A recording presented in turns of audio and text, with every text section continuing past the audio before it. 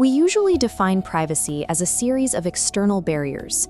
It lives in encrypted email servers, complex phone passwords, and the physical deadbolts on our front doors.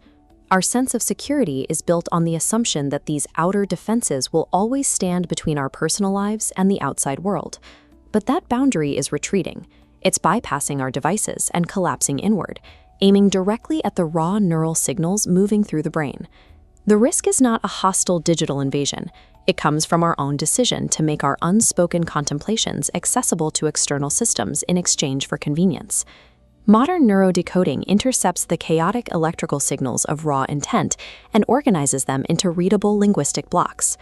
We are watching these decoded signals move out of isolated laboratory experiments and slot directly into the functional, everyday interfaces we already use. This transition is already active, arriving as a frictionless software upgrade rather than an overt attack on our personal data.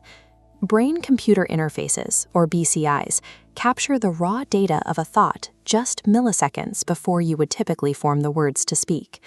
This technology enters society as an elegant solution to specific human limitations. The first phase is medical. By restoring speech to paralyzed patients, BCIs establish an ethical foundation that makes the technology a social necessity. Next comes consumer convenience. BCIs move into retail environments, allowing users to bypass typing or screen interactions entirely. The environment is pristine and frictionless. A user simply stands at a terminal and completes a transaction through a momentary internal focus. The final phase is productivity. Neural monitoring is integrated into corporate environments to measure real-time levels of employee attention. This transforms the human mind into a measurable business metric, where cognitive efficiency can be tracked on a manager's dashboard. This surface-level convenience serves as the primary incentive for users to bypass their own neural security for the sake of minor efficiencies. Beneath the seamless surface of these consumer devices lies a technical structure that exerts constant behavioral pressure on the user. As these systems become infrastructure, the legal authority over a person's neural data moves from the individual to the institution managing the interface. Once the mind is integrated into this network, the boundary between private thought and corporate data is effectively removed. There is a microscopic gap between forming a raw thought and the conscious decision to say it out loud.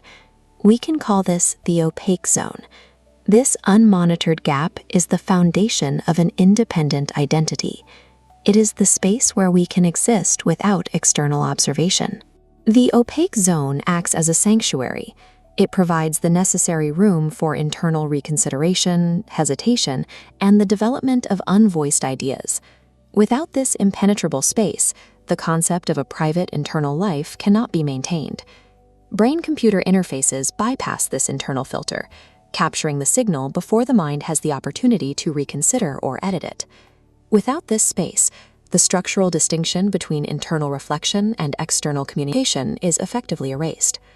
Protecting the inner mind is prerequisite for maintaining a distinct private identity in a networked world. We have to consider what remains of the individual when a thought of resistance is converted into raw data before it can even fully form.